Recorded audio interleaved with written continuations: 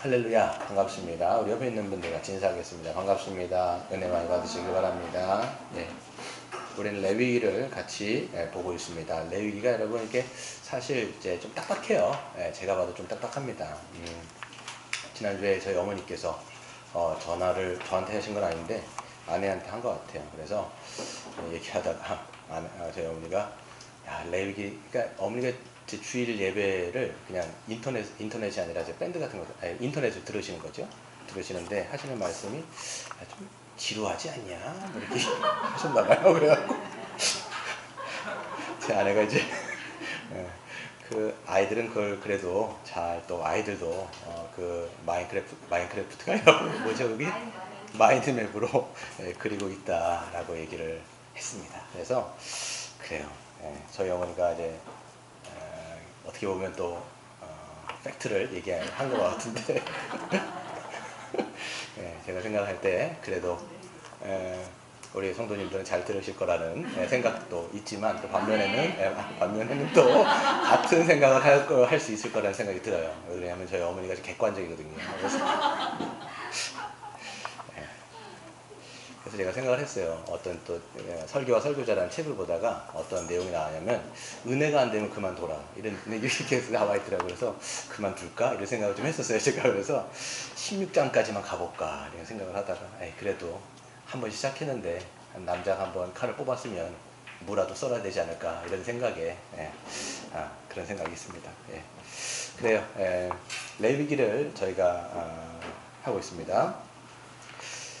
레위기 지난 시간에 또 저희가 수련회 가가지고 다른 설교를 했었는데 좀 이어서 하도록 하겠습니다. 여러분 레위기를 잘 보시면 이제 제사의 3대 요소가 있죠. 그 3대 요소가 뭐냐면 바로 이제 하나님께서는 성막을 말씀하셨습니다. 하나님과 그다음 이스라엘 백성들이 함께 거주할 수 있는 그러니까 함께 동거동락하는 그 성막을 아름답게 지어라 말씀을 해주셨고 그래서 모세는 하나님의 명령에 따라서 성막을 이제 지었습니다.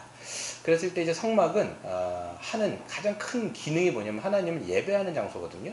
그렇기 때문에 예배를 이제 집도할 제사장을 이제 세우는 것이 굉장히 중요한 관건입니다. 그래서 하나님께서는 모세를 통해서 이 모세의 형인 아론을 대제사장으로 그리고 그 아들들을 이제 제사장들로 세우게 되지요. 그래서 레위기에서 그 제사장을 세우는 이야기가 나옵니다. 그럼 제사장이 하는 일이 뭐겠습니까? 바로 하나님이 이제 성막 안에서 하나님을 예배하는 법도를 주신 게 바로 제사법입니다. 그래서 5대 제사를 우리가 했지 않습니까? 뭐 번제라든지 소제라든지 속죄제, 속건제, 뭐 화목제 이런 5가지 이 제사를 통해서 하나님을 어떻게 참되게 예배할 수 있는지 이것들을 다 말씀을 해주신 거죠. 그래서 레위기에 보면 이제 이 모든 것이 다 갖춰진 것을 이제 초반에 우리가 볼 수 있습니다. 성막도 지어졌고 하나님께 세우신 제사장도 있고 그들을 통해서 제사들이 다 드려지는 거죠. 그럼 왜 이런 것들을 다 주시느냐? 이스라엘 백성들은 사실 하나님이 없이 430년 동안 하나님 없이 살던 백성들 아닙니까? 그렇기 때문에 그들을 건져내신 이유가 뭐냐면 그들을 구원하신 이유가 뭐냐면 그냥 그들을 천국 보내려고 하는 게 아니라 하나님의 거룩한 백성으로서 이 땅 가운데 하나님이 영광을 드러내며 살아가도록 하나님은 그들을 이제 애굽에서 구출해내셨다, 구원해내셨다 할 수 있습니다.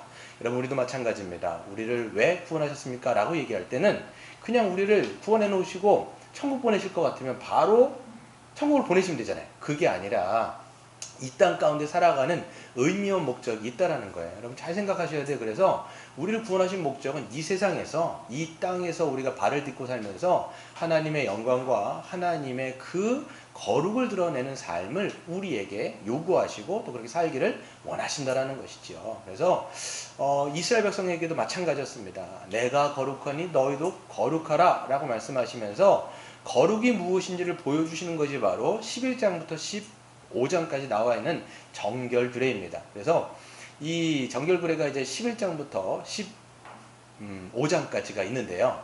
뭐 음식법이니 뭐 여러 등등이 있었잖아요. 그게 어디에서 나오는 거냐면 10장 10절에서 그 기인하는 겁니다. 그래서 어떤 게 정결한 것이고 어떤 게 부정한 것인지를 하나하나 다 따져서 생활하도록 하나님께서는 외적인 규례를 주신 것이 이제 있습니다. 그래서 10장 10절에 보시면 중요한 구절인데요. 하나님이 제사장이 해야 되는 임무 중에 하나가 뭐냐면 거룩한 것과 속된 것을 구별하는 거예요. 그리고 부정한 것과 정결한 것을 구분하는 것이죠. 이 내용을 보시면요, 크게는 그냥 세 가지를 구분하면 돼요. 이거는 우리의 어떤 거룩의 어떤 이 패러다임하고 좀 다릅니다. 레위기의 패러다임은 딱 세 가지로 여러분 생각하시면 돼요. 거룩한 것이 있고요. 그 다음에 정결한 것이 있고 부정한 것. 이 세 가지가 있다라고, 카테고리가 있다라고 생각을 하시고 레위기를 읽으시면 돼요. 그럼 거룩한 것이 뭐냐? 이거는 하나님에게 속한 것으로서 완전하고 온전한 것입니다. 그래서 하나님께 드려진 것, 뭐 제사장이라든지 대제사장이라든지 성막이라든지 성막의 기구들이라든지 이런 모든 것이 완전하고 온전한 거예요. 하나님의 창조의 질서에 아주 합당한 것들이 바로 이 거룩한 것입니다. 그런데 그게 아니라 이제 정결한 거라고 돼 있어요. 정결한 것. 이거는 속된 것의 카테고리에 들어가는데, 정결한 것이라고 하는 것은 정상적인 것을 얘기해요. 그냥 정상적인 것. 모든 정상적인 것은 다 그냥 정결하다라고 생각하시면 됩니다. 근데 정상적인 게 아니라 비정상적인 게 있어요. 이게 부정하다. 이건 다 부정한 거에 속합니다. 그러니까 하나님의 창조의 질서와 합하지 않고 죄가 들어와가지고 왜곡됐거나 오염됐거나 하는 모든 것들은 다 부정하다라고 얘기할 수가 있습니다. 그래서 보시면 정결한 것들은 제2제사를 통해서 거룩해질 수 있는데, 부정한 것은 거룩해질 수는 없어요. 정결해질 수는 있지만 거룩해질 수 없다는 것이 이 레위기에 나와 있는 그런 패러다임이라는 걸 우리가 좀 알고 넘어가면 좋겠죠. 이거를 제사장은 계속 구별하는 거예요. 그러니까 백성들에게, 이 이스라엘 백성들에게 이런 걸 다 알려주는 거예요. 제사장의 임무가 그거예요. 그럼 이 사람들은 어떻게 살아가냐면, 이건 정결한 거구나, 이건 부정한 거구나, 이건 손대면 안 되겠다, 이렇게 하면서 끊임없이 하나님이 어떤 분이신지, 하나님이 어떤 거룩을 원하시는지를 이 외적인 규례를 통해서 생활했던 것이 바로 이 구약의 이스라엘 백성이라는 것을 우리는 알 수가 있습니다. 그래서 정결법을 우리가 보시면, 지난주에 음식법을 우리가 살펴봤는데, 음식도 보면 정결한 음식이 있고 부정한 음식이 있어요. 보면 이게 부정하다라고 해가지고 이게 뭐 더럽다라는 게 아닙니다. 그냥 보시면 이 부정한 음식이, 정결한 음식 어떤 거가 있었죠? 네 가지 카테고리가 있었는데, 첫 번째가 육지에 기는 짐승이 있었습니다. 육지에 있는 짐승들이 있었는데, 정결한 짐승은 뭐였어요? 바로 굽이 갈라지고, 그 다음에 되새김질을 하는 게 정결한 짐승이었습니다. 이거는 먹을 수 있는 것이죠. 그 외에 그렇지 않은 것들은 다 먹지 못하는 거예요. 그러니까 우리가 구약에 태어났으면 참 이제 먹을 수 있는, 맛있게 먹는 것들을 우리가 다 먹지 못하는, 뭐 돼지고기라든지 뭐 이런 것들을 못 먹게 되는 거예요. 그러니까 우리는 되게 축복이 있는 거죠. 또 바다의 물고기도 마찬가지입니다. 뭐가 있어야 돼요? 정결한 물고기는 지느러미가 있거나 그리고 비늘이 있으면 이게 정결한 음식으로서 먹을 수가 있습니다. 그 외의 것들은 뭐 상어라든지, 그렇죠? 상어는 비늘이 없어서 못 먹고요. 그 다음에 우리가 잘 먹는 장어도 먹을 수가 없어요. 왜 그러냐면 이게 지느러미가 있나요? 비늘이 없어요. 맞아요. 비늘이 없어가지고 이거를 이제 부정한 이제 음식으로 먹지 못하게 되는 것이지요. 하늘에서도 마찬가지입니다. 어떤 정결한 기준은 없지만 맹금류, 그러니까 사체라든지 어떤 그 죽은 시체를 먹는 모든 것들은 부정한 새라고 여겨지게 되고요. 그걸 못 먹습니다. 그리고 땅의 곤충들은 어떤 날개와 관절이 있는 것들은 정결하고 그 외의 것들은 다 먹지 못하는 거죠. 사실 뭐 곤충들은 우리가 사실 먹질 않죠. 아무튼 그래서 이 정결법에서 이 음식법은 외부에서 기인한 부정인 거예요. 그러니까 우리 안에서 나오는 게 아니라 바깥에서 안으로 들어와서 사람들을 부정하게 한다라고 그 구약 시대에 말씀했던 그런 규정들입니다. 근데 이제 12장부터 15장까지는 몸 안에서 사람을 부정하게 만드는 것들에 대해서 설명하기 시작합니다. 그래서 12장은 출산과 관련돼 있어요. 그러니까 오늘 보면 12장에서 보면 아이를 낳으면 이 산모가 부정하게 됩니다. 이거 좀 설명해 드릴게요. 그리고 13장, 14장은 몸에서 악성 종양 같은 거, 뭐 우리는 보통 이게 문둥병이라고 번역이 되어 있는데 문둥병만 해당되는 게 아니라 여기는 어떤 곰팡이, 몸에 피는 곰팡이라든지 악성 피부병이라든지 이런 것들이 사람을 부정하게 만든다라고 봤고요. 근데 몸뿐이 아니에요. 여러분 옷에 피는 곰팡이 있잖아요. 그것도 이 제사장이 부정하다 이렇게 판단을 해버리면 그 옷을요 불 질러버려야 돼요. 이게 태워야 된단 말이에요. 뿐만 아니라 건물에 피는 곰팡이까지도 얘기하는 거예요. 그래서 건물에 곰팡이가 폈는데 이게 막 전염이 돼요. 그러면 이거 어떻게 해야 되냐면 그 집을요 무너뜨려야 되는 거예요. 그러니까 얼마나 힘들겠습니까, 여러분? 집 막 지어놨는데 곰팡이가 막 펴요. 그럼 무너뜨려야 되는 거예요, 이게. 그런 거를 제사장이 하나하나 다 판단을 해갖고 하는 거죠. 그 정도로 하나님 앞에 구약 백성들이 그 거룩하신 하나님과 함께 살아가는 것 자체가 굉장히 까다롭어요. 신약시대에 살아가는 여러분 축복합니다. 네, 그렇죠. 네, 그런 거예요.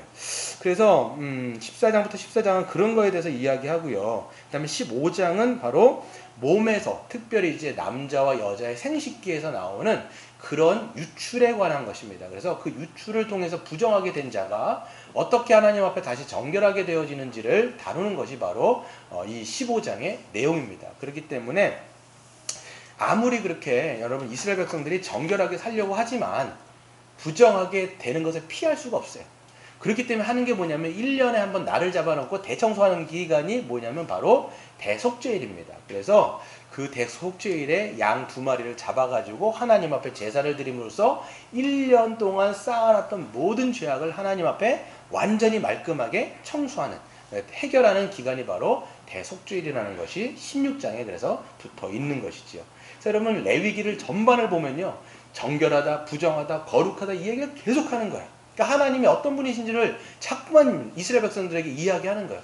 이런 외적인 규정들을 통해서 이스라엘 백성들이 계속해야 되는 게 뭐냐면, 야, 하나님은 어떤 분이냐, 우리를 구원하신 하나님은 어떤 분이냐를 생각하지 않을 수가 없어요. 왜? 이런 정결규례가 계속 있기 때문에 이거를 몸으로 행하잖아요. 몸으로 하다 보면 이게 습관이 분다고. 이걸 할 때마다 하나님에 대한 묵상, 그리고 하나님이 우리에게 요구하시는 거룩이 무엇인지를 끊임없이 생각하고 반추할 수밖에 없었던 것이 바로 이스라엘의 삶이라는 것을 우리가 알 수가 있지요.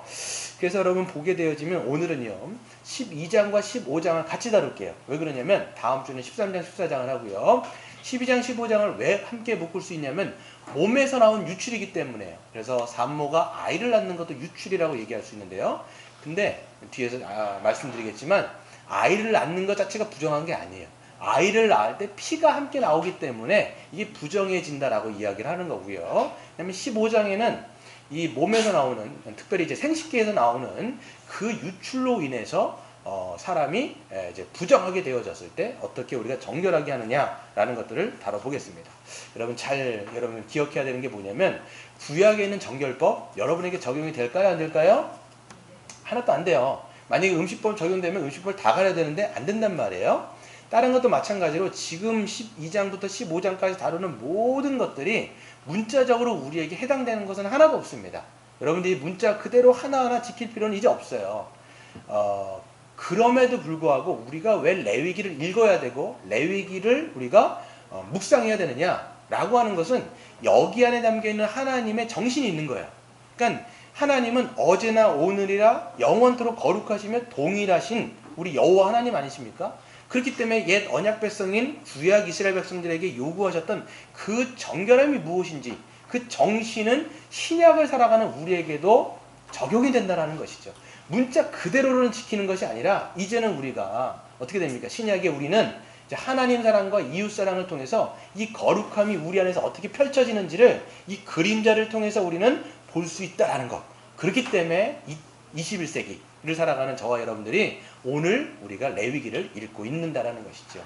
여기서 여러분들 하나님의 은혜를 찾아보시기를 바랍니다. 그래서 여러분 보시게 되어지면 12장 보세요. 하나님은 출산에 대해서 말씀하시는데요. 여인이 이제 남자아이를 낳으면 이제 어떻게 되느냐? 7일 동안 부정하게 됩니다. 7일 동안 부정하게 되어지고 33일이 지나야 산혈이 깨끗하게 돼요. 그래서 이 남자아이를 낳은 여인은 며칠 동안 격리가 되냐면 며칠이에요? 7일 플러스 33일 하면 40일 동안 격리가 되어집니다. 그렇기 때문에 이 부정하게 되기 때문에 격리가 됩니다. 그래서 성소에도 들어갈 수가 없어요. 그렇기 때문에 격리가 되어서 40일 동안 어떻게 보면 산후조리를 하게 되는 것이죠. 여러분 우리가 산후조리를 얼마나 하죠? 2주. 짧은 거예요. 그렇죠. 이렇게 얘기하면 이제 남자들은 또 아이 그 뭐가 짧냐 이렇게 얘기하기도 뭘 하지만 아무튼 이때는 남자아이를 낳으면 40일 동안 이제 격리가 된다라는 거죠. 근데 또 여자아이를 낳으면 어떻게 되느냐? 여자아이를 낳으면 2배입니다. 남자아이 2배요. 그래서 14일 동안 부정하게 되고요. 그 다음에 66일 동안 이제 시간이 지나면 66일 동안 66일이 지나야 사녀리 깨끗하게 됩니다. 총 며칠이에요? 80일이 지나야 격리가 풀어지고 성소에 들어갈 수 있게 된다는 것을 알 수가 있습니다. 그래서 출산 후 일정 기간이 되어지면, 그래서 남자아이를 낳는 사람들은 40일, 여자아이를 낳은 사람은 80일 이렇게 되면 그 기간이 지나면 뭘 하게 되냐면 산모는 하나님 앞에 정결 제사를 드리는 거예요. 이 정결 제사를 드릴 때는 한 마리는 어린 양으로 번제를 드리고 그 다음에 하나는 속죄제로 산비둘기나 집비둘기를 잡아가고 속죄 제물로 드리면 어떻게 됩니까? 다시 정결해져서 이 산모가 이제는 성소에 들어가서 하나님을 예배할 수 있게 된다라고 이야기할 수 있습니다. 근데 가난한 사람들은 어떻게 되느냐? 어린 양을 드릴 수 없는 그런 가정 형편에 있는 사람들이 어떻게 드리냐면 그때는 산비둘기 2마리 혹은 집비둘기 2마리로 번제를 대신하게 됩니다. 이런 걸 봤을 때 여러분 예수님이 태어나셨을 때 마리아와 요셉이 어떻게 하나님 앞에 그 제사를 드리죠? 정결의식을 행하죠? 산비둘기 2마리 이렇게 하나님 앞에 제물을 드려요. 그러면 여러분 예수님의 가정 환경이 어땠다는 걸 알 수 있죠? 가난한 거예요. 그래서 어린 양을 드릴 수가 없을 정도로 가난하셨다라는 것들을 우리가 이 구약의 맥락에서 신약을 읽으면서 알 수가 있는 것이지요. 여기서 우리는 좀 얘기할 수가 있습니다. 출산이 왜 부정한가 생각할 수 있어요. 여러분 출산이라고 하는 것은 하나님의 사실 복주심이고 하나님의 사명 중에 하나였습니다. 창세기에 보시면 너희는 생육하고 번성하고 땅에 충만하라 땅을 정복하라고 말씀하시면서 이 출산하는 것은 굉장히 큰 하나님의 복이자 또 인간에게 주신 사명이라는 것을 알 수가 있습니다. 그렇기 때문에 출산은 많이 할수록 하나님께서 주신 복을 누리는 거예요. 그러니까 여러분 더 나으세요. 제가 3명 낳았기 때문에 이 기준은 3명이라고 얘기할 수 있을까요?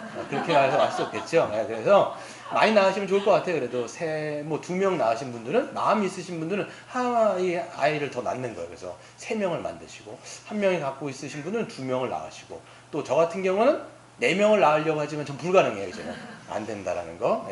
그래서 이렇게 낳을 수 있는 거예요. 낳을 수 있는 만큼만 낳는 거죠. 이렇게 출산이라고 하는 건 복이에요. 근데 왜 하나님이 말씀하신 출산을 통해서 여자가 부정하게 되느냐라고 했을 때는 많은 이야기들이 할 수 있지만 출산 자체가 아니에요. 출산 자체가 부정하게 만드는 것이 아니라 출산을 할 때 나오는 피와 상관이 있습니다. 그래서 많은 신학자들이 이야기할 때 뭐라고 얘기하느냐면 이 체액이 즉 피 같은 것이 몸 밖으로 나온다고 하는 것은 뭐냐면 이 완전한 몸 안에서 이 체액이 나올 때 어떤 생명의 손실을 가져다 준다라고 보는 거예요. 그렇죠. 생명의 손실이 있어져서 이 몸이 불완전해지기 때문에 부정해진다라고 성경이 이야기하고 있는 것이죠. 그래서 계속 보세요. 12장도 그렇고 15장도 그렇고 다 유출인 거예요. 고름이 몸에서 나온다든가 어떤 피가 나온다든가 정액이 나온다든가 이런 것, 그러니까 어떤 흘리고 다니는 것. 그러니까 하나님의 창조의 세상에서는 원래 이렇게 뭔가를 흘리고 다니는 것이 없었어요. 하지만 죄가 이 땅 가운데 들어오고 그러면서 몸에서 흘리고 다니는 것들이 있을 때 이거는 하나님의 창조의 세상에서 봤을 때 정상적인 게 아닌 거예요. 그러다 보니까 그것을 비정상적, 즉 부정하다 얘기하는 거죠. 여러분 잠깐 부정하다라고 얘기하니까 여러분이 생각할 때 한국 정서상 뭐가 있어요? 부정 탔다 이렇게 얘기하잖아요. 부정 타면 여러분 어떻게 하십니까? 소금을 뿌리거나 막 이러잖아요. 이게 근데 아니라는 거예요. 성경에서 이 나올 때 부정한 것과 부정 탔다라는 것은 전혀 다른 얘기예요. 부정하다라는 것은 하나님의 창조의 질서에 어긋난다, 비정상적이다 라는 것을 얘기하는 거예요. 그래서 여러분 음식법도요. 어떤 학자들은 이렇게 얘기할 때 이게 왜 비정상적이야? 왜 부정한 거야? 이렇게 얘기했을 때 그것 자체가 부정한 게 아니에요. 하나님의 창조의 질서를 바라보면 어떤 것은 땅에서 걸어 다녀야 되는데 배로 길어야 댕겨요. 이런 것들이 안 맞다라는 거예요. 이런 면에서 부정하다라고 얘기할 수가 있는 것입니다. 그리고 이제 남아를 출산했을 때 여보다 왜 2배인가? 우리 여성분들, 여성 동지분들은 좀 이상하다 이렇게 얘기할 수 있잖아요. 여자아이가 왜 더 2배나 그러냐라고 했을 때 여러 가지 의견들이 있는데 다 어떻게 보면 추상적인 것들, 그러니까 뭐라 그럴까요?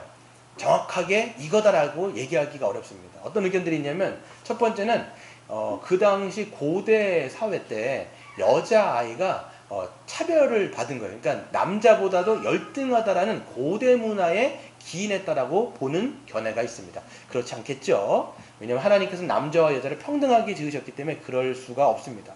또 두 번째는 신학적인 측면이 있는데요. 창세기 때 누가 먼저 죄를 범했을까요? 남자가 죄를 먼저 범했을까요? 여자가 죄를 먼저 범했을까요? 여자, 하와가 먼저 그것을 해갖고 남자에게도 줬단 말이죠. 이것 때문에 여자가 부정한 게 더 길다라는 신학적인 측면도 있는데 저는 그렇게 보기도 사실 어렵다라고 생각을 합니다. 또 세 번째가 있는데요. 이것도 그냥 유추한 거예요. 세 번째는 뭐냐면 여호와는 잠재적으로 미래의 엄마가 되죠.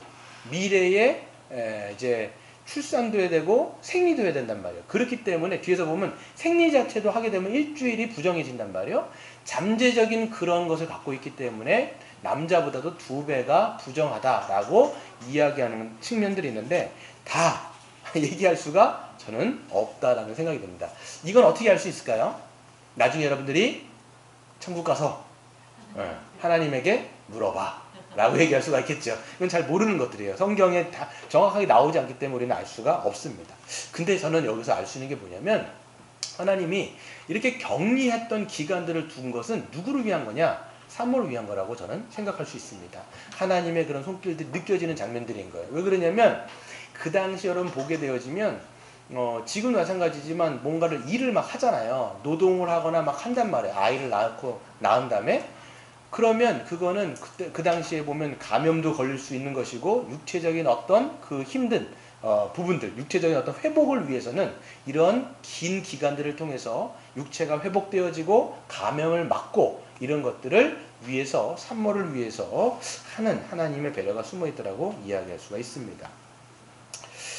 그래서 12장 그래요. 12장은 이런 것 때문에 부정해지고 그런 방식을 통해서 다시 정결해진다는 것을 알 수가 있고요. 15장을 넘어가 보세요. 15장도 유출에 관해서 다루는 것인데요. 이건 특별히 이제 남자와 여자의 생식기에서 나오는 그런 정상적인 혹은 비정상적인 유출에 관해서 다루고 있습니다. 다 읽진 않았지만 길어서 1절부터 15절까지는 남자의 생식기에서 비정상적인 유출로 인해서 부정하게 되어지는 경우가 있습니다. 이거는 일종의 성병 같은 거예요. 그래서 그 성기에서 고름이 나온다든가 그런 부분들에 있어서 이 성병을 다루는 부분이 있는 겁니다. 그래서 이렇게 비정상적인 유출병에 걸린 사람은 그 사람의 부정의 전염성은 매우 강해요. 이게 보건적으로 위생적으로 전염이 아니라 제의적으로도 이게 뭐예요? 이게 부정의 전염성이 강하다라는 거예요. 그렇기 때문에 이 비정상적인 유출로 인해서 부정하게 된 사람은 그 사람이 누웠던 침상이라든지 그가 앉았던 의자를 딴 사람이 와갖고 만지거나 손을 대면 그 사람이 어떻게 되는 거예요? 그 사람도 2차 전염이 되는 거예요. 요즘에 우리가 코로나 때문에 뭐 2차 전염, 뭐 N차 감염 뭐 이렇게 얘기하는데 제의적으로 보면, 종교적으로 보면 이 당시에 2차 감염이 되는 거예요.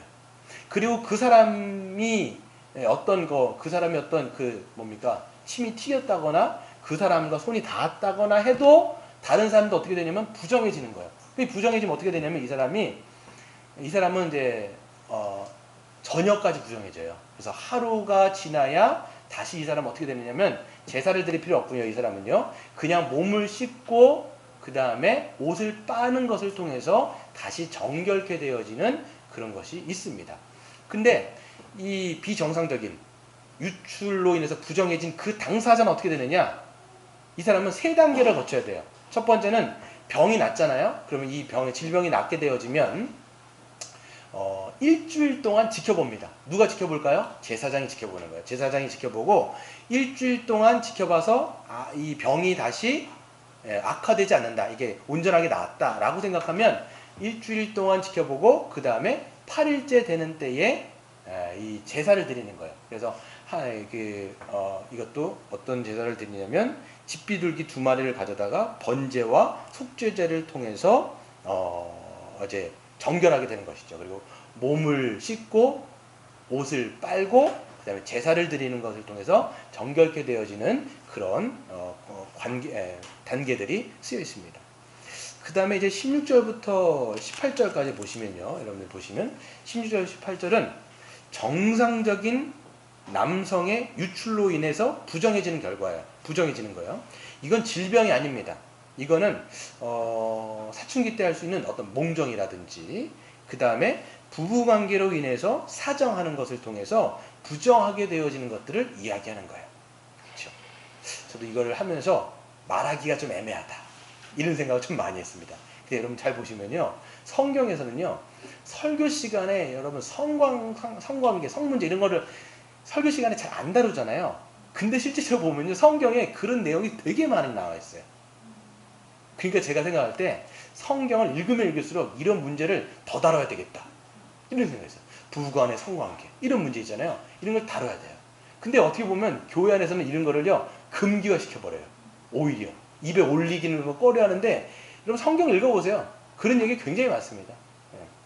그러니까 여러분 하나님의 거룩은요 일상적인 거예요. 그냥 교회 와가지고 그냥 이런 거룩이 아니라 실질적으로 여러분의 삶의 직결이라는 거예요. 어떻게 부부간의 관계를 맺어야 되는지, 어떻게 자녀와 관계를 맺어야 되는지, 어떻게 직장 생활을 해야 되는지 죄다 이런 문제거든요.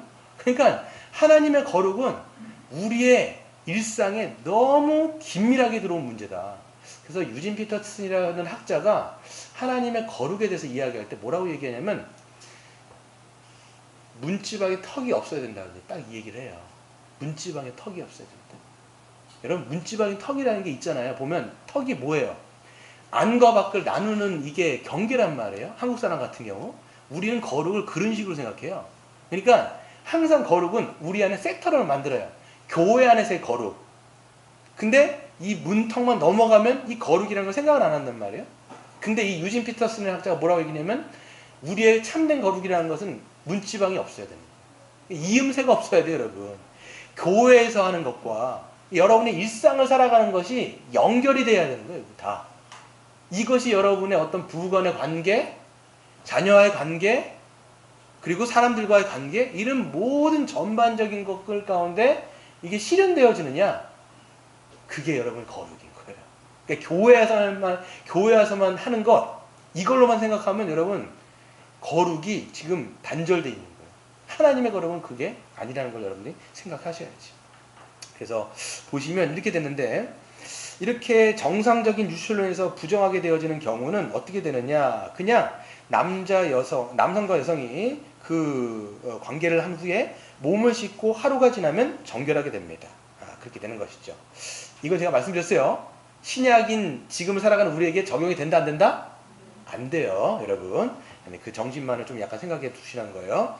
그리고 19절부터 24절까지는 여자의 어떤 생식기에서 나오는 유출에 관한 문제인데요. 19절부터 24절에는 정상적인 유출입니다. 이 정상적인 유출은 뭐냐면 여성들이 주기적마다 하는 게 뭐예요? 생리를 얘기하는 거예요. 그 월경을 얘기하는데요. 이것으로 인해서 부정하게 된다라고 얘기를 합니다. 아까도 말씀드린 것처럼 이 생리 자체가 부정한 게 아니에요. 뭐가 부정한 거예요? 피가 몸 밖으로 나아가는 것 자체가 부정해진다고 보는 거예요. 그래서 이 몸에서 이 피가 나가는 것 자체가 뭐예요? 생명이 손실된다는 것을 보는 것이고 하나님의 창조의 질서와는 어긋난다고 비정상적인 것으로 보기 때문에 이것이 부정하다라고 얘기하는 겁니다. 아마 제가 생각할 때는 하나님의 창조, 원래 타락하기 전에는 이런 생리와 월경이 분명히 없었을 거예요. 그렇지 않을까요? 그렇잖아요. 하나님의 어떤 생명의 어떤 피가 나간다든가 이 뭡니까? 어떤 고름인 몸 안에서 나가 이게 어떻게 보면 타락한 세상 가운데 이 몸 자체가 어떻게 보면 왜곡된 어떤 것 하나의 형상일 수도 우리가 있는 것이죠. 그렇기 때문에 이 여자는 생리를 하게 되어지면 근데 이것도 N차 감염이 있어요. 2차 감염이 있는데 이 여인을 누군가가 손을 댔거나 아니면 그가 누웠던 또 그가 앉았던 자리를 누가 앉거나 만지면 그 사람도 부정해집니다. 그럼 그 사람 언제까지 부정해지느냐? 저녁까지 부정해지고요. 그 사람은 그냥 몸을 하루 동안 입고 몸을 씻고 옷을 빨면 정결해집니다. 그리고 이 생리하는 여자는 7일 동안 부정해지고 마찬가지로 어떤 제사 없이 그냥 몸을 빨고 그 다음에 옷을 씻으면 정결해지는 것을 볼 수 있습니다. 근데 이제 보시면 25절부터 30절까지는 여성의 비정상적인 유출로 인한 부정이에요. 이게 뭐냐면 생리기간 외에 계속 유출을 하는 거예요. 생리기간도 아닌데 계속 몸 안에서 출혈이 있는 거예요. 장기적인 출혈입니다. 그게 여러분 공간복음에 나오면 한 여인 나와요. 그게 누굴까요? 성경에 보면 혈루증이라고 하는 게 나오는데 그 혈루증 여인이 이 병에 걸렸던 거예요. 그래서 정상적인 생리가 아니라 이 여인이 몇 년 동안 했어요? 12년 동안 했어요. 12년 동안 이 출혈이 계속 있었기 때문에 엄청난 고통을 당했을 것이고, 이스라엘 사회는요, 여러분 폐쇄적인 사회입니다. 그 당시에 이 정결교례를 아주 철석같이 지켰던 사회이기 때문에 아예 12년이라고 하면 그 사람은 그 커뮤니티로부터 배척당하는 거거든요. 그렇기 때문에 정서적으로 육체적으로 고통을 당했던 사람이 그 혈루증 여인인 거예요. 부정을 그렇게 당한 거죠. 그런데 이게 지금 현대의학에서는 비정상적인 자궁질 출혈이라는 말로써 되어 있습니다. 그래서 그 여인도 마찬가지로 이 비정상적이기 때문에, 이 정상적인 출혈이 아니기 때문에 감염의 농도가 셉니다. 그렇기 때문에 이 여인이 누웠거나 아니면 앉았던 것을 만져도 부정해지는 것이죠. 그리고 이 여인이 몸이 낫게 되어지면 제사를 지내야 되는 거예요. 그 제의를 지내야 되는데 어떻게 됩니까? 제사장이 일주일 동안 지켜봐요. 낫다고 했으면 일주일 동안 지켜보고, 일주일 동안 지켜서 괜찮으면 몸을 씻고 그 다음 옷을 빨고, 그 다음 8일째에 산비둘기 2마리, 집비둘기 2마리로 번제와 속죄제를 드림을 통해서 다시 정결케 되어지는 그런 과정을 통해서 정결하게 되어지는 것이죠. 여러분 잘 생각해 보세요. 12장과 우리가 15장을 통해서 우리 정결교례를 봤는데, 하나님이 이 정결교례를 이스라엘 백성들에게 주신 목적과 이유가 뭘까요, 여러분? 제가 계속 말씀드린 거긴 하지만 하나님이 얼마나 거룩하신 분인지를 이스라엘 백성들은 이 정결교례를 통해서 계속 생각해 봐야 돼요. 이게 자기들이 이거 행하는 거, 옷을 빨거나 몸을 하거나, 이거는 위생적으로 하는 게 아니라 제의적인 의식을 하는 거예요. 제의적인 의식을 통해서, 야, 하나님이 이렇게 거룩하신 분이구나, 하나님이 이렇게 정결한 것을 요구하시는구나 라는 것들을 바라보고, 그렇기 때문에 우리가 어떤 삶을 살아가야 되는지를 그들은 보는 것이죠. 그 당시 구약은요, 지금과 다릅니다. 외적인 규례를 통해서 다른 이방 백성들과 구별되어지는 삶을 하나님은 원하셨거든요. 그럼 이방인들이 여러분 음식법을 따를 거예요? 무슨 이런 정결규례를 따를 거예요? 아무것도 안 따르잖아요. 근데 이 이스라엘 백성들은 이런 정결규례, 외적인 규례를 지킴을 통해서 이방인들과 구별되어지는 그런 차별되어지는 삶을 살아가는 것이죠. 그것을 통해서 하나님께서는 거룩한 삶을 요구하셨고, 이스라엘 백성들이 그런 삶을 살 때 하나님께서는 영광을 받으시기를 기뻐하셨다는 거예요. 이게 구약적인 맥락이라는 것이죠. 여러분 잘 생각해 보세요. 하나님이 지금 누구와 함께 하세요? 이스라엘 백성과. 만약에 이스라엘 백성들과 함께 성막에서 하나님께서 왕으로서 성막에 좌정하셔서 함께 하시는 거잖아요. 함께 하시지 않는다라면 이스라엘 백성들이 그렇게 까다롭게 이런 것들을 지킬 필요가 없어요. 근데 하나님이, 거룩하신 하나님이 그 백성들과 함께 하기 때문에 그들이 정결하게 살아가는 건 너무나 필수적인 요건이에요. 이런 거예요. 하나님이 어떻게 보면 언약궤 가운데 계시잖아요. 근데 그 사람들이 부정하게 계속 지내요. 부정하게 이 죄를 지으면서 계속 지내요. 그러면 뭐가 부정해지는 거예요? 성막이 계속 오염되는 거예요. 성막이 뜰이 있고 그 다음에 성소가 있고 지성소가 있는데 그게 계속 안쪽으로 들어오면서 하나님이 거하시는 그 자리를 계속 오염시켜버리는 거예요. 그래서 하나님이 피하시고 이렇게 피하시고 저렇게 피하시다가 결국은 떠나버리시는 거예요. 이게 나중에 에스겔서에 보면 떠나세요. 완전히 떠나십니다.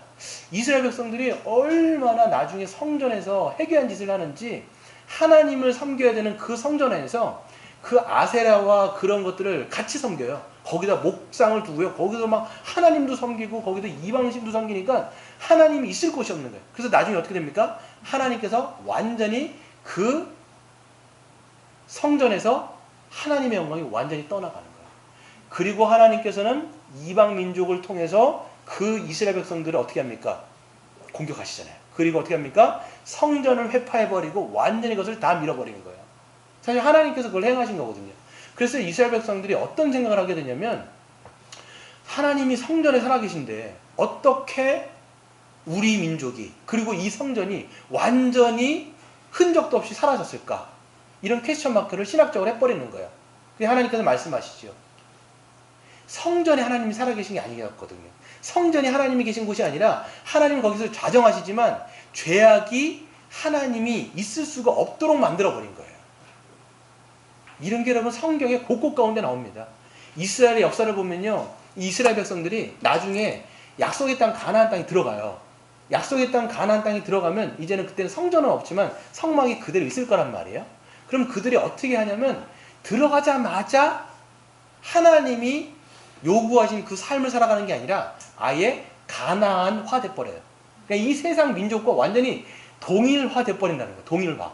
지금 우리로 말하면 이 교회가 세상화, 세속화돼가지고 세상 사람인지 이 사람이 기독교인인지 전혀 알 수 없는, 색깔을 알 수 없는, 정체를 알 수 없는 세상화가 돼버리는 거예요.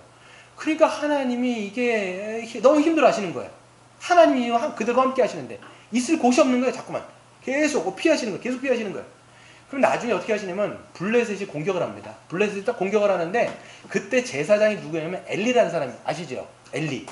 엘리라는 제사장인데 사무엘상 3장 1절을 읽어보시면 이상이 희귀하여 하나님의 말씀이 들리지가 않는 거예요. 아니 제사장이 하나님 말씀을 받아야 되는데 세상 이때 이 교회가 너무 어둡다 보니까 목사가 하나님의 말씀을 못 듣는 거예요. 네. 엘리가 그랬어요. 근데 그 당시에 블레셋이 막 쳐들어오면서 막 공격을 하는데 이스라엘 백성들이 막 패하는 거예요. 그러니까 이스라엘 백성들이 어떤 생각을 딱 하냐면 안 되겠다. 하나님의 언약궤를 가져가자. 이 사람들의 생각은 뭐예요? 하나님의 언약궤를 가져가면 하나님이 거기에 계시기 때문에 우리가 전쟁에 승리할 수 있다. 이런 생각을 딱 하는 거예요. 그러니까 그들에게 하나님은 이 언약궤를 뭐예요? 부적이에요. 여러분 신앙도요. 어떤 사람은 부적처럼 합니다. 뭐만 있으면 하나님이 이게 부적 같은 거 십자가를 딱 걸 이거만 있으면 날 지켜주시고 이건 부적이에요, 여러분. 그냥 이 사람들도 부적같이 언약궤를 갖고 갔는데 어떻게 됐어요? 하나님은 이미 떠나셨거든요. 그와 함께 안 하셨단 말이에요. 그러다 보니까 어떻게 되냐면 이 블레셋이 밀고 들어와가지고 그 사람들 이스라엘 백성들이 거기서 패할 뿐만 아니라 언약궤도 뺏겨버려요. 이런 소식을 누가 듣게 되면 엘리가 듣습니다. 엘리는 그 비보를 듣자마자 의자에서 뒤로 넘어가요. 그래가지고 목이 부러져서 그 자리에서 즉사하게 됩니다. 근데 그 어수선한 상황 가운데서 누가 애를 낳냐면 이 엘리의 아들 비느하스라는 아들이 있는데 그 비느하스의 와이프가 그때 애를 낳아요. 근데 막 고통 가운데 애를 막 낳고 있는데 여기서 이제 출산을 도와주는 그 뭐라고 해요? 산파가 애가 낳았으니까 이제 좀만 참으십시오. 애 낳았습니다. 딱 얘기했는데 기뻐해야 되잖아요. 애를 낳았으면. 근데 이 여인이 거기서 체념하고 전혀 기뻐하지도 않으면서 이 아이의 이름을 뭐라고 짓냐면 이가봇 이렇게 줘요. 이가봇이다 너는. 이가봇이라는 뜻이 뭐예요? 하나님의 영광이 떠났다. 이런 뜻을 얘기하는 거예요. 이 여인은 안 거죠. 출산이라고 하는 생명을 낳지만 뭐가 됐어요? 하나님의 영광이 떠나버려갖고 이제는 더 이상 하나님이 우리와 함께 하시지 않는다라는 것을 얘기하는 거예요. 여러분 여러분 이스라엘 백성들은요. 이 하나님과 연동된 삶이었어요. 언약을 맺었다고 하는 건 뭐냐면 그 이스라엘 백성들의 삶이 하나님과 직결되는 거예요. 그들의 죄를 짓고 그들이 부정하게 살아가면 하나님의 영광이 점점 오염이 되는 거예요. 물론 하나님의 영광이 오염되는 것은 아니지만 성막에 하나님이 제대로 거하실 수가 없는 거예요. 그래서 결국은 이스라엘 백성이 이 역사 가운데 흔적도 없이 사라지는 것인데 여러분 잘 생각해야 돼요. 여러분 우리 안에 여러분 성령께서 오십니다. 우리가 예수 그리스도를 믿으면 하나님께서 성령을 보내셔서 우리를 성전 삼아 주신단 말이에요. 근데 여러분 우리가 자꾸만 부정하게 살고 죄를 밥 먹듯 지으며 살아가고 이 세상 사람들과 동일한 방식으로 자꾸만 살아가다 보면 하나님의 성령께서 떠나시진 않아요. 신약 떠나시진 않습니다. 하지만 마치 눈이 뽑힌 삼손처럼 눈이 뽑혀갖고 정말 아무 힘도 쓸 수 없는 그 삼손이 마지막 어떻게 됩니까? 눈알이 뽑혀가지고 그 맷돌을 이방인들이 보는 앞에서 맷돌을 돌리고 있단 말이에요. 맷돌은 누가 돌린지 아세요? 소가 끄는 거예요. 소가 하는 것을 갖다가 이 삼손이 막 끌면서 아주 비참하게 살아가는 모습으로 살아가는 것이죠. 예수님께서 말씀하세요. 뭐라고 말씀하세요? 너희는 세상의 빛이다. 너희는 세상의 소금이다. 근데 너희가 만일 세상의 빛을 잃어버리고 소금이 맛을 잃어버리면 세상 사람들에게 어떻게 한다? 밟힐 뿐이다. 이렇게 되는 거예요, 여러분. 네. 그래서 여러분 우리는요.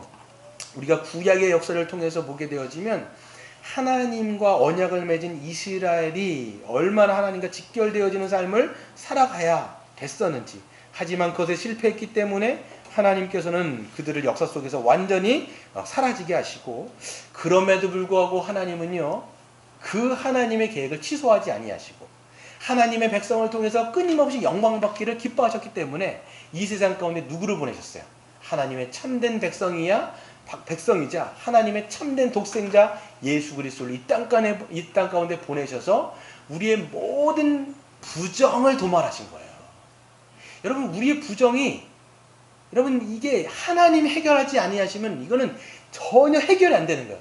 그러니까 예수가 오신 거예요. 예수가 오셔서 우리 안에 있는 모든 부정들, 이거를 완전히 깨끗해 하시기 위해서 예수 그리스도께서 이 땅에 오셨다. 그래서 여러분, 공간복음을 딱 펼치는 순간 누가 나와? 우리가 한번 찾아볼게요. 여러분, 마가복음을 한번 찾아보겠습니다. 마가복음에 아까 그 여인을 한번 찾아볼게요. 마가복음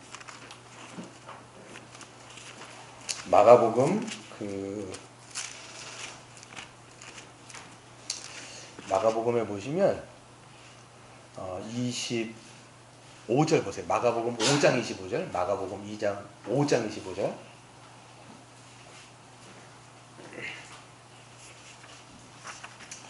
신약성경 61페이지요. 61페이지 5장 25절 보세요. 보면 딱 누가 나와요? 12해를 혈루증을 앓아온 한 여자가 있습니다. 이 여인이 지금 구약의 배경으로 보면 이제 그 당시에 부정하다라고 아예 딱 그냥 낙인이 찍힌 여자예요. 그냥 이게 장기간이 1, 2년, 몇 개월만 해도 힘들 텐데, 여러분 12년 동안 그런 고통을 당했다고 생각을 해보세요. 그러면 그 당시에 사회에 들어갈 수도 없는 것이고, 늘 격리되어 있는 상태에 있는 것이고, 자기도 몸이 아프기 때문에 늘 고통 가운데 있어요. 육신적인 고통도 있고 사회적으로 격리되기 때문에 이 정서적인 심정적인 고통이 계속 따라와 12년을 그렇게 살아왔기 때문에 엄청난 고통 가운데 있어요. 그러니까 여러분, 만약에 여러분과 제가 그런 상황 가운데 있으면 어떤 생각을 하게 됩니까? 몸이 빨리 나아야 되겠다는 생각밖에 없어요. 딴 게 생각이 안 되는 거예요. 이거가 빨리 좀 나았으면 좋겠다. 그래서 이 사람이 한 게 뭐냐면, 용하다는 의사는 다 찾아간 거예요.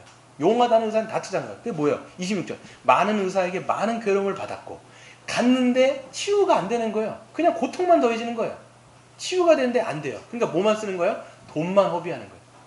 돈만 계속 자기가 가진 것들을 돈만 쓰고, 오히려 어떻게 되냐면 자기가 가지고 있는 이 질병이 더욱더 중해지는 거예요. 계속 깊어지고 더 깊어지고, 계속 밑에는 그 하혈을 하고, 밤에서 자기가 자다가 일어나면 축축해지면 그 밑에가 그 침상과 자리들이 흥건하게 피로 적셔져 있는 거예요.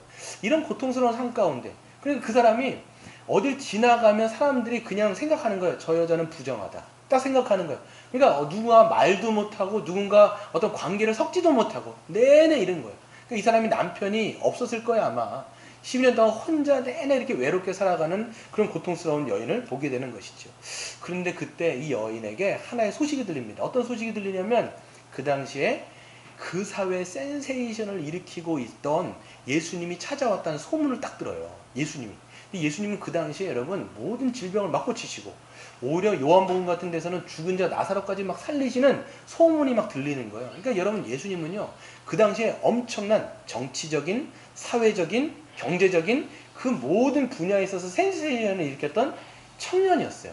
여러분, 예수님의 나이가 33세예요. 저보다도 한참 어립니다. 그러니까 저보다도 10년이나 젊은 청년이 그 당시에 그런 엄청난 돌풍을 일으키며 살아가니까, 이 여인이 딱 그 소문을 듣자마자 어떤 생각을 하게 됐어요? 아, 저분 만나면 난 살겠다. 이 생각이 딱 든 거예요. 저분을 그냥 만나면, 그래서 여기서 뭐라고 얘기하냐면, 저분의 옷자락만 만져도 내 병이 나을 거야 라고 하는 믿음이 그냥 직감적으로 든 거예요. 그래서 소문 딱 듣고 예수님이 계시는 곳을 딱 가려고 하니까 아니나 다를까 뭐가 있어요? 사람들이 엄청나게 쌓인 거예요. 사람들이 막 운집을 해가지고 그분에게로 갈 수조차 없을 정도로 너무나 많은데, 이때 이 여인이 생각한 게 뭐냐면, 죽기 아니면 까무러치기다. 왜 그래요? 뭐가 더 중요한 거예요 지금? 자기 몸이 지금 낫는 게 중요해요. 뭐가 중요한디? 뭐가 중요한 거예요? 자기 몸이 낫는 게 중요한 거예요. 그러니까 어떻게 해서든지 가서 그분을 그냥 만지자, 그분의 옷자락만 만지자, 이렇게 생각하고 어떻게 되냐면 이 수많은 인파들이 막 뚫은 거예요. 계속 헤집고 들어간 거죠. 아마 사람들은요 알았을 수도 있어요. 왜냐면 부정한 여인이라는 건 늘 자기 동네에서 봤거든요. 이 사람은 12년 동안 혈루증을 앓았다는 걸 알거든요. 그러니까 어떤 상황이 직면할 수도 있냐면 사람들이 부정하다고 여기고 정말 그 여인을 밀어치고 어떻게 해코지를 할 수도 있는 상황임에도 불구하고 이 여인은 그것을 아랑곳하지 않고 쭉 간 거예요. 쭉 가서 어떻게 합니까? 예수님에게로까지 가서 겨우겨우 예수님에게로 가서 그분의 옷자락을 그냥 살짝 만진 거예요. 살짝 만졌어요. 근데 여러분 성경에 보면 어떻게 됐어요? 그 예수님의 옷자락을 만지는 순간 뭐가 나왔다고 돼 있어요? 네, 병이라. 혈루의 근원이 곧 마르네. 혈루의 근원이 바짝 말라버린 거예요, 여러분. 늘 축축했던데, 늘 축축해갖고 거의 흥건했는데, 그게 완전히 바짝 말라갖고, 이 안에 있는 혈루의 근원이 완전히 말라서 더 이상 출혈이 되지 않는다는 것을 누가 알았어요? 이 여자가 알았어요. 자기 몸에서 일어난 변화를 자기가 직감할 정도로 완전히 회복됐다는 거예요. 놀랬을까, 안 놀랬을까요? 자기도 놀란 거예요. 이럴 줄까지는 몰랐는데, 자기도 놀랐으니까 어떻게 했어요? 이 사람이 그거 한 다음에 어떻게 했을까요? 집으로 분명히 갔을 거예요. 빨리 도망가자. 왜냐하면 여러분 부정 환자가 만지면 부정해지잖아요. 그러니까 여러분 구약에서 보면요. 그 여인을 만져도 부정해지는데 자기가 고의적으로 어떤 사람을 만졌다고 하는 것은 구약으로 보면 범죄예요. 그럼 예수님이 이걸 뭐 알면 어떻게 돼요? 모르시겠지만 근데 예수님이 알았어요? 몰랐어요? 이걸 바로 압니다. 여기서 보면 성경에서 뭐라고 되어 있냐면 예수께서 자기에게서 그 능력이 나간 줄을 아시고 제자들에게 이야기하는 거예요. 뭐라고 얘기해요? 누가 나를 만졌냐 이게 얘기하는 거예요. 누가 나를 만졌냐? 근데 예수님은 지금 둘러싼 사람이 몇 명이에요?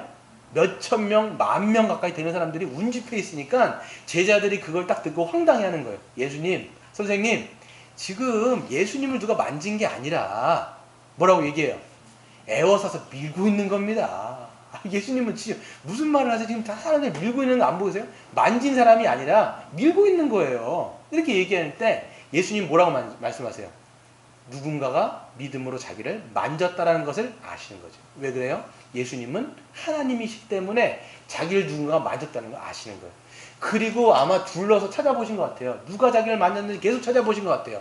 그랬을 때 이 여인이 여러분 기뻤을까요? 두려웠을까요? 엄청 두려웠던 거예요. 왜냐면 자기는 부정한데 지금 그 예수님을 만졌으니까 이건 범죄거든요. 그렇기 때문에 두려워 떨면서 벌벌 떨고 있는데 나중에는 어떻게 합니까? 이실 짓고 얘기하죠. 이실 짓고 얘기하죠. 그랬을 때 33절에 보면 두려워 떨며 와서 그 앞에 엎드려 모든 사실을 여쭈니 예수님께서 뭐라고 말씀하세요? 딸아 너의 믿음이 너를 구원하시니 평안히 가라 내 병에서 너가 건강할지어다 라고 말씀하시면서 그 여인이 떠나가는 것이죠. 여러분 우리는 여기서 이 사실을 볼 수 있습니다. 구약의 관점에서 보면 마찬가지로 부정한 여인이 예수님을 만지면 예수님이 부정해지셔야 돼요. 근데 완전히 반대되어지는 일이 일어나는데 그 부정한 여인이 만졌을 때 예수님을 통해서 이 여인이 완전히 정결케 되어지는 아니 하나님께 속해져 있는 거룩하게 되어지는 그런 놀라운 역사가 일어났단 말이죠. 왜 그렇습니까?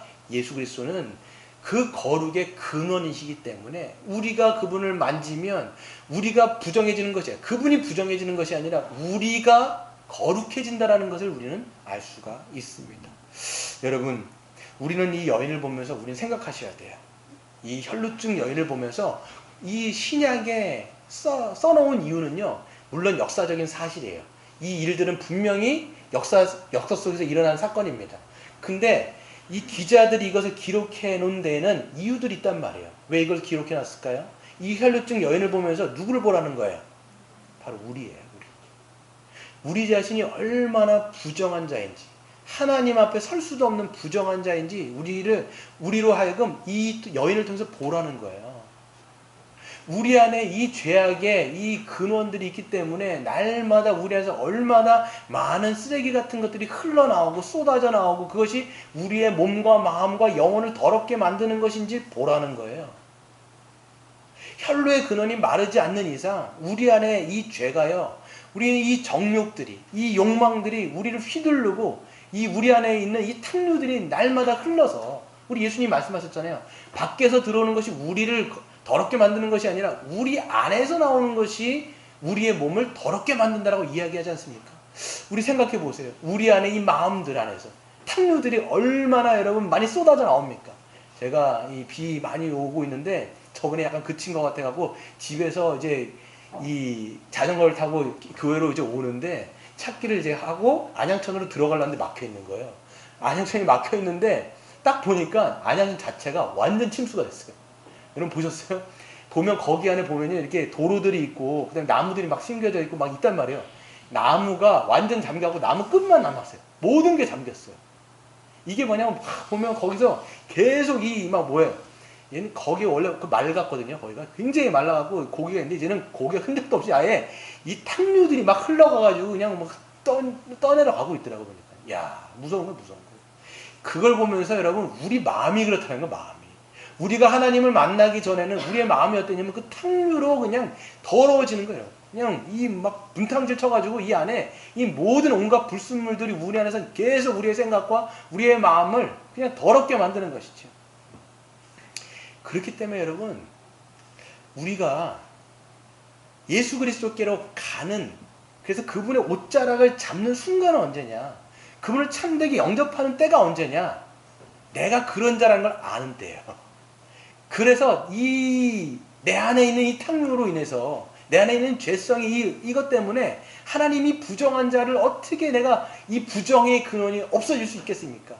우리 스스로는 안 되기 때문에 하나님 어찌 좀 해주십시오라고 우리가 그렇기 때문에 예수를 붙잡는 거거든요. 그런 발버둥을 쳐보지 않은 사람들은 절대로 그리스도께로 안 가요. 네. 절대로 안 갑니다.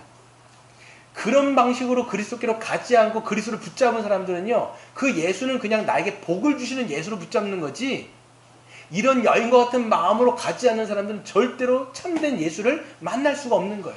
그럼 우리 생각해 보셔야 돼요. 우리 삶 속에서 나 정말 그거를 내가 정말 뼈저리게 내 안에 있는 이 부정의 근원 때문에 고민해 본 적이 있는가? 이것 때문에 내가 하나님 나라에 못 들어간다는 것 때문에 정말 절망해 본 적이 있는가? 그 절망을 해보지 않은 사람은 절대로 예수 그리스도께 나아가잖아요. 네. 우리가 믿음으로 그분한테 나아갈 때 우리 안에 놀라운 역사가 있게 되는 것입니다. 여러분 그것을 우리가 뼈저리가 경험했더라면 이 여인처럼 우리는 나아가는 거예요. 그분의 옷자락을 붙잡을 때 어떤 놀라운 일이 있는가? 혹시라도 이 자리 가운데에서 아직까지 그것을 경험하지 못한 분이 있다면 오늘 믿음으로 그분을 붙잡는 역사가 있길 바랍니다.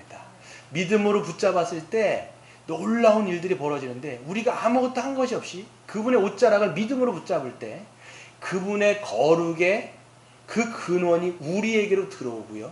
우리의 모든 그 부정한 것이 그분에게로 가는 거예요. 그래서 우리의 모든 부정이 그분에게로 가서 그분은 십자가에서 못 박아 죽으시고 우리는 그분이 이루신 모든 거룩의 근원이 우리에게 들어와서 우리가 정결케 되어지는 놀라운 역사가 있게 되어지는 그런 은혜가 있는 것이지요. 여러분 그것을 경험하셔야 돼요. 그것을 경험한 자는요 이 땅 가운데 살아가는 것이지요. 여러분 우리의 부정의 근원이 여러분 말랐습니까 이제는? 그리스도를 통해서 말르셨어요 이제? 그렇다면 우리가 물과 성령으로 거듭났다면 우리의 삶의 모든 방향이 바뀌는 거예요. 이 여인처럼 이 여인이 만져서 거룩의 근원을 통해서 그 여인이 바뀌어지고 그렇다면 그 여인이 어떻게 살아갔겠습니까? 그리스도를 위해서 주를 위해서 한평생 자기를 구원하신 예수 그리스도를 위해서 살아갔을 거란 말이죠. 우리도 마찬가지입니다.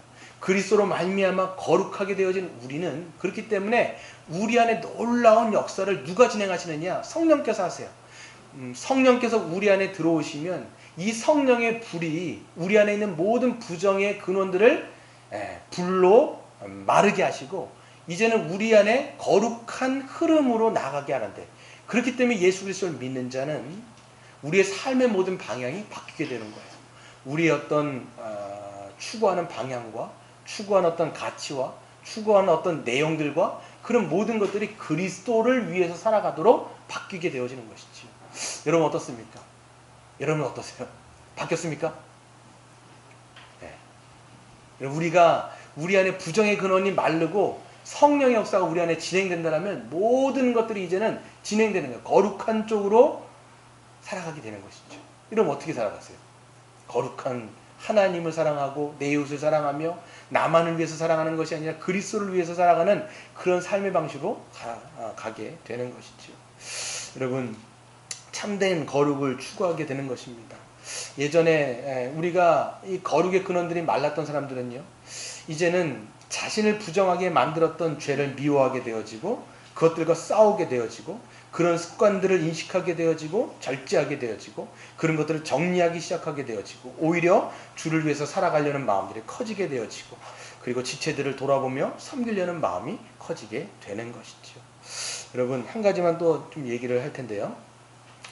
우리 이제 성도들이 마음이 새롭게 되었지만 완전하진 않습니다. 네, 저를 봐도 그래요. 우리 안에 이 부정의 근원들이 말라요. 그리고 성령의 불로써 우리 안에 성령에서 시작합니다. 그러면 우리 안에서 그럼에도 불구하고 이 죄에 대한 탕류들이 나와야 안 나와요? 나와요. 네. 그럴 때마다 우리가 해야 되는 게 뭘까요? 그 탕류들이 나오는 것들을 방치하는 것이 아니라 그런 것들을 날마다 주님께서 뭐라고 말씀하세요? 네. 십자가에 못 박으라고 얘기하시는 거예요. 우리 말씀을 찾아보면요. 제가 그냥 말씀 읽어드릴게요. 로마서 8장 13절에 보시면 너희가 육신대로 살면 반드시 죽을 것이로되 영으로서 몸의 행실을 죽이면 살 것이다 라고 말씀하고 있습니다. 날마다 이 우리 안에서 나오는 죄의 탕류들을 십자가에 못 박고 우리가 살아가는 것입니다. 그래서 그런 것들을 내버려 두는 분들이 있어요. 여러분, 그냥 탕류가 흐르는 대로 방치하거나 그래서 우리 안에 나오는 미움이라든지 질투라든지 비방, 악한 생각, 탐욕, 음란한 마음들, 이런 탕류들을 흐를 때 이런 것들을 내버려 두게 되어지면 이런 생각들이, 이런 마음들이 여러분의 생각을 잠식하게 되어지고 마음을 붙들게 돼요. 그래서 그것들이 여러분을 통치하기 시작합니다. 그렇게 되어지면 결국 어떻게 되느냐? 이것이 생각에서 머무는 것이 아니라 나중에는 손과 발로 아웃풋이 돼서 죄의 열매를 맺게 되는 거예요. 그게 뭐예요? 야고보서 1장 15절에서 이 말씀한 것처럼 욕심이 잉태한 즉 뭐를 낳아요? 죄를 낳고 죄가 장성한 즉 사망을 낳느니라. 이게 여러분 보면요, 물줄기가 있는 거예요. 제가 늘 말씀드리지만 존 오웬이 이런 얘기를 하는데 우리 안에 물줄기가 조금 흐를 때가 있어요.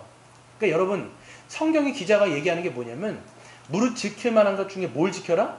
마음을 지켜라. 여기에서 생명의 근원이 난다라고 얘기한단 말이에요. 그러니까 우리 안에는 물론 크게는 여러분 우리가 예수 믿고 변화됐다고 할 때는 크게 물줄기가 거룩의 물줄기가 막 나온다라는 거예요. 거룩의 물줄기.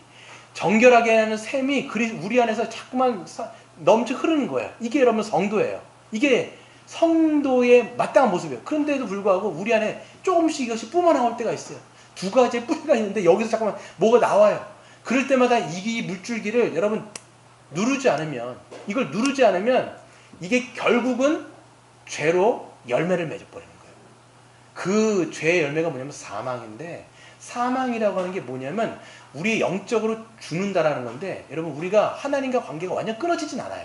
우리가 죄를 졌다고 했을 때 하나님이 우리를 버리실까요? 버리지 않으실까요? 버리진 않으세요. 절대 버리진 않습니다. 성령을 주셨으면 그 성령이 우리 안에 머무세요. 그러니까 절대로 버리진 않는데 어떤 문제가 생기느냐? 우리 측면에서 하나님과 관계가 계속 멀어지는 거예요. 이게 있어요. 하나님은 절대로 우리를 버리시지 않지만 우리가 점점 하나님과의 관계가 멀어져요. 근데 그거를 갖다가 계속 방치하거나 내버려두면 무엇을 경험하게 되냐면 여러분 삶 속에서 영적인 침체를 굉장히 심각하게 겪습니다. 영적인 침체가 오는 거예요. 이게 사망과 같은 거예요. 성도인데 기쁨이 없어지고 내 안에 계속 염려가 자라나고 내 안에 두려움이 계속 커지고 하나님에 대한 믿음이 작아지고 확신도 없어지고, 그러니까 나중에 어떻게 생각하냐면 하나님이 날 정말 구원하셨을까? 내가 구원받은 백성이 맞는가라는 의심까지도 가는 상황까지 이루어버리는 거예요. 그게 뭐예요? 영적 침체예요. 헤어나지 못하는 거예요. 근데 여러분, 지혜로운 사람은 어떤 사람입니까? 그럴 때마다 하는 게 있어요. 여러분이 생각으로 짓는 죄와 이것을 몸으로 그냥 실천해버린 게 있어요. 이거는 죄의 종류가 좀 다르긴 해요. 그런데 그럴 때마다 해야 되는 게 뭐냐면 회개와 믿음이에요. 이걸 빨리 하는 사람이 지혜로운 거예요. 이걸 빨리 하는 사람이 지혜로운 거예요. 회개를 빨리빨리 하고, 회개는 뭐예요? 죄로부터 돌이키고, 믿음은 뭐예요? 그리스도께서 이루신 걸 다시 잡는 거예요. 정결케 하는 샘물로 나를 하나님 정결케 해주십시오.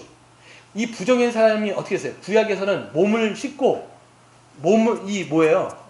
이 목욕을 하고 그 다음에 옷을 빨았잖아요. 이건 우리에게는 뭐냐면, 신약 성도는 우리에게 뭐냐면 회개하고 믿는 거예요. 다시 그리스도의 십자가를 붙잡는 거예요. 주님 날 용서해 주세요. 그러면 여러분 그 즉시 하나님께서 우리의 죄를 용서해 주세요. 그 즉시 하나님께서 우리의 죄를 용서해 주시는 거예요. 여러분 이걸 믿으세요. 근데 여러분 제가 생각할 때 이 구약에서 이 사람이 2차 감염된 사람이 며칠 동안 부정해졌어요. 며칠이 아니라 어디까지? 저녁까지 부정해졌죠. 저는 이게 분명히 의미가 있습니다. 문자적으로는 의미가 있는 게 아니라 우리도 마찬가지예요. 하나님 앞에 우리가 회개를 하고 믿음으로 우리가 정결됐지만 하나님이 그 즉시 용서해 줬지만 여러분 죄를 져보시면 아시겠지만 죄를 지면 여러분의 그 마음과 정서가 어때요? 바로 맑아지던가요? 아니면 시간이 지나던가요? 시간이 지나요. 시간이 걸리는 문제가 있어요. 왜 그러냐면 우리가 죄를 졌다라고 하는 것은 성령을 근심시킨 거거든요. 그렇기 때문에 우리 안에 있는 정서적인 문제, 우리 안에 있는 심리적인 문제가 계속 그런 우리 안에 만약에 그것이 미움이었든지 증오였든지 음란의 문제였든지 그게 계속 우리 안에 앙금이 있단 말이에요. 여러분 우리가 이 물 같은 게 보면요. 어떤 불순물이 있지만 이걸 막 흔들어 보면 뭐가 올라와요? 불순물들이 막 올라오지요. 그게 가라앉을 때까지는 얼마나 걸려요? 시간들이 걸리는 것과 똑같습니다.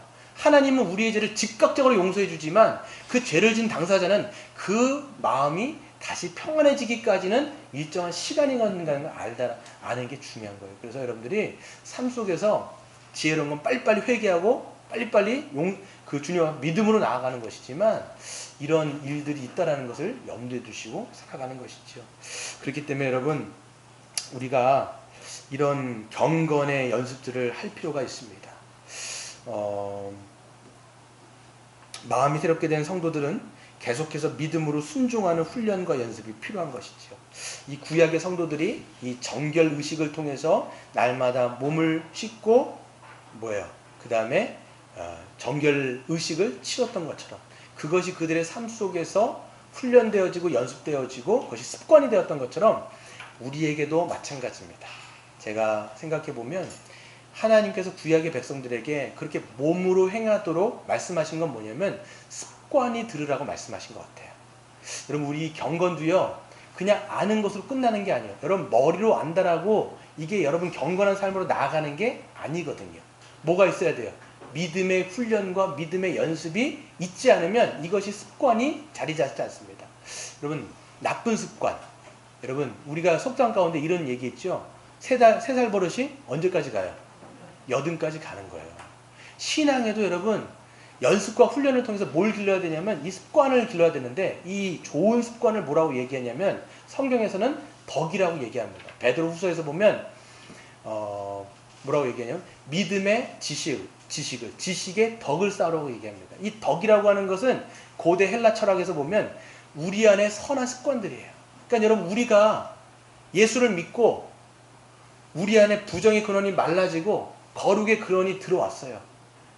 그렇게 한다. 그러니까 하나님께서 우리를 거룩하게 살도록 이제 만들어 주셨다라면 이제는 우리가 성경을 보면서 하나님을 알고 그 지식을 통해서 이제는 뭐가 움직이게 되냐면 여러분의 손과 발을 계속 쓰는 것을 통해서 여러분 안에서 뭐를 만드셔야 되냐면 좋은 습관, 즉 하나님을 예배하는 습관, 또 하나님을 예배하고 다른 이웃들을 섬기고 내 은사를 가지고 누군가를 위해서 살아가는 습관이 만들어져야 돼요. 이거는 여러분 시간들이 걸리는 문제입니다. 그것을 통해서 하나님 앞에 영광 올려드리는 저와 여러분 되시길 주의 이름으로 축원드립니다.